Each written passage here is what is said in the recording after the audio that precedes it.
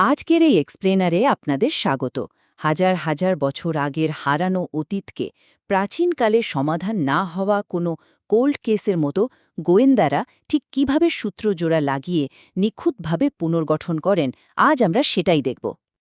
আচ্ছা ভাবুন তো, ইতিহাসের এই বিশাল ধাঁধার কথা ভাবলে সত্যি অবাক হতে হয় না? হাজার হাজার বছর আগে ঠিক কী ঘটেছিল তা আমরা আসলে এত নিশ্চিতভাবে জানতে পারি কিভাবে? অতীতের সেই বিমূর্ত ঘটনাগুলো টিকে থাকা কিছু ভৌত প্রমাণের মাধ্যমে ঠিক কিভাবে অকাট্য সত্যে পরিণত হয়? চলুন আজ সেই রহস্যের জট খোলা যাক। এই বিশাল ধাঁধা সমাধানের জন্য ঐতিহাসিকদের কাছে একটা দারুণ টুলকিট আছে।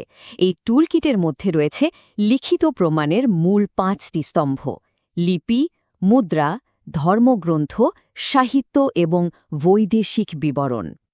তো চলুন শুরু করা যাক আমাদের ১ নম্বর স্তম্ভ দিয়ে, লিপি এবং এপিগ্রাফি, যা আমাদের দেয় একদম অকাট্য প্রমাণ। আমাদের ঐতিহাসিক তদন্তটা শুরুই হচ্ছে সবচেয়ে স্থায়ী আর অপরিবর্তনশীল প্রমাণের টুকরোগুলো দিয়ে। প্রাচীন লিপি নিয়ে এই যে পড়াশোনা বা গবেষণা, একেই মূলত এপিগ্রাফি বলা হয়। পাথর কেটে বা পোড়ামাটির উপর খোদাই করা এই বার্তাগুলো এতই মজবুত যে হাজার হাজার বছর পেরিয়ে যাওয়ার পরও এগুলো প্রায় অপরিবর্তিত থাকে। এগুলো কিন্তু অত্যন্ত নির্ভরযোগ্য ঐতিহাসিক প্রমাণ। লিখন পদ্ধতি বিশ্বজুড়ে কিভাবে বিকশিত হয়েছিল সেটা সত্যি এক দারুণ বিস্ময়। ধরুন, মেসোপটেমিয়ার সুমেরীয়দের সেই কাদামাটির চাকতিতে লেখা কিউনিফর্ম লিপি, কিংবা প্রাচীন মিশরীয়দের হাইরোগ্লিফিকের কথা। আবার আমাদের ভারতের ক্ষেত্রে সোহগৌর তাম্রলিপি আর সম্রাট অশোকের অমূল্য শিলালিপিগুলো তো সেকাদের সমাজ আর শাসন ব্যবস্থার এক নিখুঁত ছবি আমাদের সামনে তুলে ধরে। কিন্তু জানেন, এত সব সাফল্যের পরও একটা বিষয় সত্যিই অবিশ্বাস্য। আধুনিক ইতিহাসের এত এত অত্যাধুনিক সরঞ্জাম থাকা সত্ত্বেও প্রাচীন সিন্ধু সভ্যতার লিপি আজও এক সম্পূর্ণ অমীমাংসিত রহস্য হয়েই রয়ে গেছে।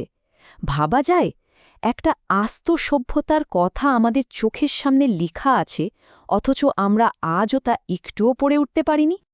এবার আসি আমাদের টুলকিটের ২ নম্বর সরঞ্জামে, মুদ্রা ও নিউমিসম্যাটিক্স, যা হল অর্থনৈতিক তথ্যের এক বিশাল ভাণ্ডার। ঐতিহাসিক গোয়েন্দাদের এই দ্বিতীয় সরঞ্জামটি অর্থাৎ মুদ্রার পঠন-পাঠন ও গবেষণার বিদ্যাকে বলা হয় নিউমিসমেটিক্স। সবচেয়ে ইন্টারেস্টিং ব্যাপার হল, এই নিউমিসমেটিক্সের মাধ্যমেই ঐতিহাসিকরা কোনো নির্দিষ্ট রাজবংশের নাম, রাজাদের সিংহাসনে বসার সঠিক সময়, এমনকি সেই যুগের সামগ্রিক অর্থনৈতিক অবস্থার একদম নিখুঁত চিত্র তুলে আনতে পারেন। এই সরঞ্জামের ক্ষমতা যে কত অসীম তা বোঝাতে ৩০ সংখ্যাটার কথাই ধরুন না। প্রাচীন ভারতের উত্তর-পশ্চিম সীমান্তে রাজত্ব করা প্রায় ৩০ জন ব্যাকটেরীয় গ্রিক রাজার কথা ইতিহাস জানতে পেরেছে শুধুমাত্র তাদের রেখে যাওয়া এই মুদ্রাগুলোর ওপর ভিত্তি করে। আর কোনো লিখিত প্রমাণ কিন্তু নেই। পুরো একটা রাজবংশের ৩০ জন রাজার পরিচয় বেরিয়ে এসেছে স্রেফ মুদ্রা থেকে।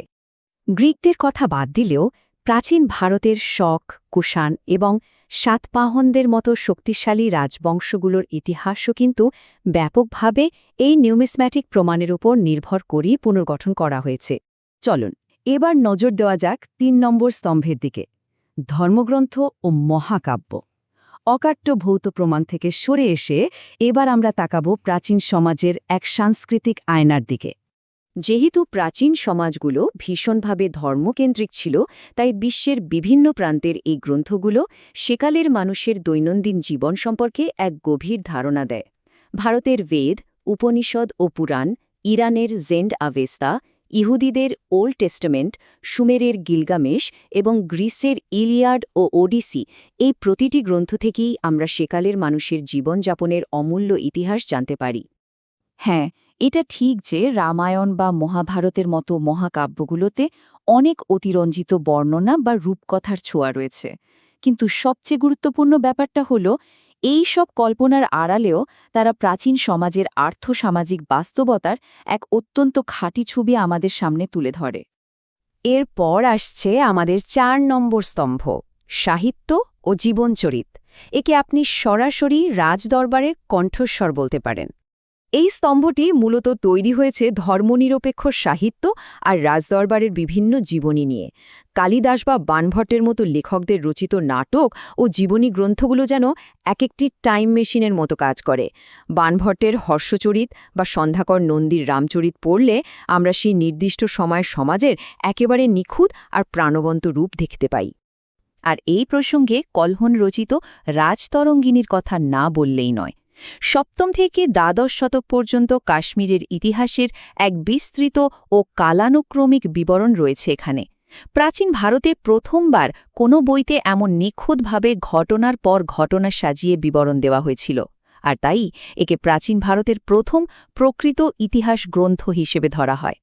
আমাদের ঐতিহাসিক টুলকিটের একদম শেষ অর্থাৎ ৫ নম্বর স্তম্ভটি হল বৈদেশিক বিবরণ, বহিরাগতদের দৃষ্টিভঙ্গি। যুগের পর যুগ ধরে গ্রিক, রোমান এবং চীনা পর্যটকরা ভারতবর্ষে এসেছেন। মেগাস্তেনিস, প্লিনি, ফাহিয়েন বা ইৎসিংয়ের মতো পরিব্রাজকদের লেখা ভ্রমণ কাহিনীগুলো ভারতীয় ইতিহাস বোঝার এক অন্যতম মূল ভিত্তি। একজন বহিরাগত আমাদের সংস্কৃতিকে কিভাবে দেখছেন সেটা জানা কিন্তু ঐতিহাসিকদের জন্য অত্যন্ত জরুরি। তবে এখানে একটা খুব গুরুত্বপূর্ণ সতর্ক বার্তাও রয়েছে। যেহেতু এই পর্যটকরা ছিলেন সম্পূর্ণ বহিরাগত, তাই তারা অনেক সময়ই স্থানীয় রীতিনীতি বা প্রথাগুলোর আসল অর্থ বুঝতে ভুল করতেন। ভাষা ও সংস্কৃতির পার্থক্যের কারণে তাদের লেখায় অনেক ভুল বা পক্ষপাতিত্ব চলে আসত। তাই ঐতিহাসিকদের এই বিবরণগুলো ব্যবহার করতে হয় অত্যন্ত সাবধানে। তাহলে পুরো ব্যাপারটা কি দাঁড়ালো? ইতিহাস আসলে তার পূর্ণাঙ্গ রূপ পায় তখনই যখন একদিকে থাকা লিপি বা মুদ্রার মতো বস্তুনিষ্ঠ ও অকাট্য প্রমাণের সাথে মহাকাব্য বা বিদেশিদের লেখার মতো প্রাণবন্ত কিন্তু ক্ষেত্রবিশেষে ত্রুটিপূর্ণ মানসিক বিবরণের মেলবন্ধন ঘটে। আলোচনার শেষে একটা বড় প্রশ্ন কিন্তু থেকেই যায়। আচ্ছা, যদি মানুষের লেখায় এতই পক্ষপাতিত্ব আর অতিরঞ্জন থাকে, তবে ঐতিহাসিকরা আসলে কিভাবে সত্যোদ্ঘাটনের জন্য এই উৎসগুলোকে বিচার করেন? কিভাবে তারা এই পক্ষপাতিত্বগুলোকে ছেকে আসল সত্যটাকে বের করে আনেন? এই কৌতূহলোদ্দীপক প্রশ্নটি হবে আমাদের পরবর্তী এক্সপ্লেনারের মূল বিষয়বস্তু। ততক্ষণের জন্য এই রহস্যময় ধাঁধাটি আপনাদের ভাবনার খোরাক হয়েই থাক।